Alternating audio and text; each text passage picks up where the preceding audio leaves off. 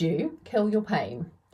Have you ever wondered if pain could actually be useful? It can be easy to think of pain as the enemy, something that you need to push away or silence. But what if instead of shutting it down, you could learn to tell the difference between pain that guides you and moves you forward and pain that holds you back? I'm Savannah Alalia, and you're listening to High Functioning Human podcast, where you connect to yourself as a high functioning human. In the last episode, I spoke about understanding pain, why it works, how it exists, and how to connect to your fascia. Today, let's take that further. Let's explore the difference between good pain and bad pain and ask the big question: should you always kill your pain? So the idea of good pain might sound a little bit out there, but stay with me on this. If pain is a messenger, which we all know it is, think of good pain as a sign of progress, whilst bad pain signals a problem. The biggest question is, how do you tell the difference? Bad pain means that you need to stop what you're doing, that something is wrong and therefore needs your attention immediately, right now. And this could mean you have an injury, or you're overloaded with toxins, or it could be part of your body where the fascia is so stuck that it's unable to release yet. Yes, one type of bad pain happens when you or someone else works on an area that's just too stuck. And what do I mean by too stuck? Because obviously all of our bodies get stuck in different ways. So I'm going to tell you more about that in a second. You might think, what? This is where the pain is, so that must be where the problem is. Let's focus on that. But in reality, it may be too soon, that things might be so stuck in that area and you need to actually go somewhere else first. Recognizing that this might be the case is important, because you can actually really hurt yourself otherwise. I've actually experienced this myself, and as someone who's pretty hypermobile, it can be tricky to unpick. There have been times when practitioners have worked on my arms or legs, but because of the twists that were in them and they were visible, and that's what seemed obvious, that's where they worked, but the pain was agonizing and there was no real change from what they did. And the reason for that was because the root cause of the issue was actually at the time elsewhere in my body, and completely and entirely. And it was pulling and twisting everything out of alignment, including my limbs. Until those deeper layers were addressed, working on the surface level was completely ineffective and yet still incredibly painful. So that's what I'm talking about when I'm talking about bad pain. This is why it can be so helpful to spend some time in your body's history before you start some of that deeper work to really uncover the pain's narrative. Your past injuries, patterns, and compensations all shape where that pain shows up in you. Unless you're actively engaging in your own body, the same patterns and pains will just keep recurring. And this is something I focus on in great detail in my Your Face Symmetry 2 program. Understanding the pain story is often the key to identifying the order in which you need to work on things. As much as practitioners can help with this process, finding the right approach is a personal thing, and you are the only person in your body. You are the one who can listen to the messages to feel the difference between that good and bad pain. Another form of bad pain can be when your system is unprepared for the deeper work as a whole. Adequate hydration plays a huge role in fascia release and that preparedness. Your lymphatic system needs to be able to flow so that it can clear out toxins as they release from your stuck tissues. When your lymph is dehydrated and gunky, then working on your fascia can feel super uncomfortable and in a bad pain kind of way. So let's stay on toxins for a moment and talk about those, because in reality, the environment that we are living in is putting a silent pressure on your body that is far greater than ever before in human history.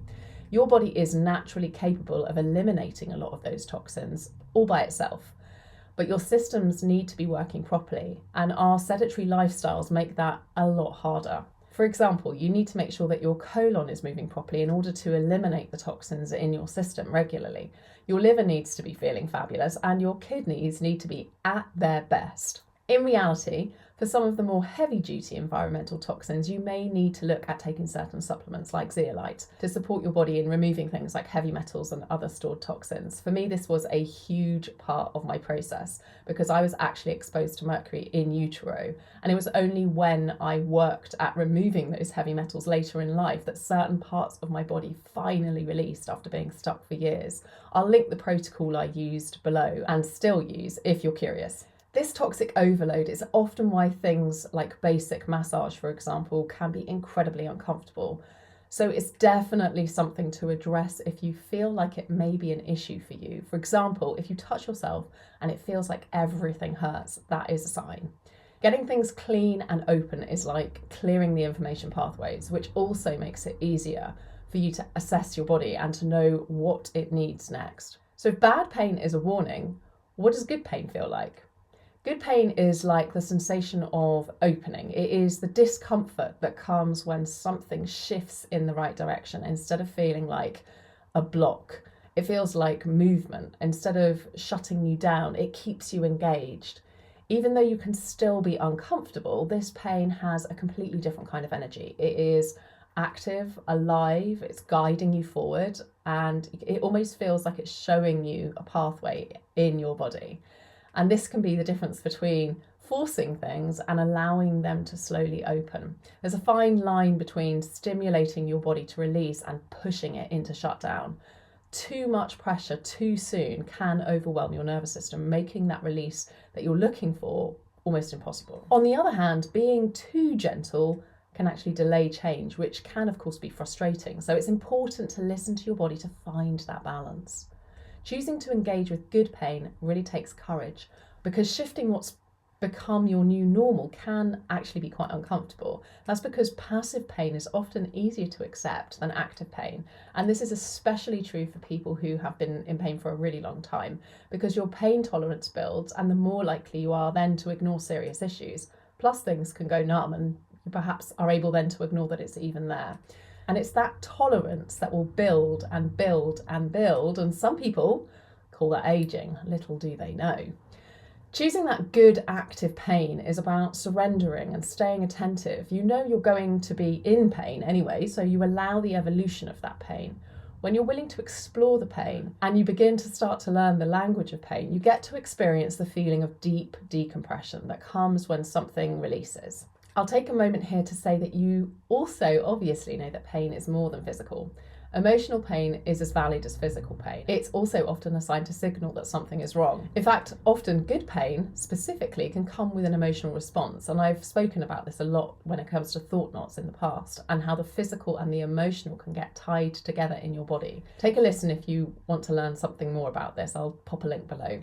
So back to the question, should you kill your pain? Well, instead of thinking of pain as something to destroy, think of it as something to understand. Your body speaks through sensation. The goal is to listen, interpret, and respond in a way that supports your body. The journey you're taking through and beyond pain is to reach a place where you can engage movement, more articulation, and mobilization of your joints and body. And when you engage with pain, instead of resisting it, you create space. My favorite thing, space for something new. You move beyond stuckness, beyond tension, into a body that feels free and responsive. If you're ready to start this journey, your Face Symmetry 1, which is my program, is a great place to begin. It's just 7 days and you'll introduce yourself to the power of fascia release. And when you're ready, you can go on further to your Face Symmetry 2 and 3, which will guide you through next level unlocking patterns held in your body's history. You'll find all the details below if you're interested. Now take the first step. Your body is waiting. Remember, trust your instincts. Stay curious about the sensations in your body, because the world needs your voice and the magic that it brings to us all. Jump on my mailing list to stay reminded and connected with your intuition and some special things that I really only share in email. I look forward to chatting with you next time on High Functioning Human Podcast. Take care and talk soon. Have you ever wondered if pain could be useful? Fucking over the land. Today is just a special kind of day, ladies. Special. It really is. Delivery. Adequate Adequate. I can't talk today. Adequate.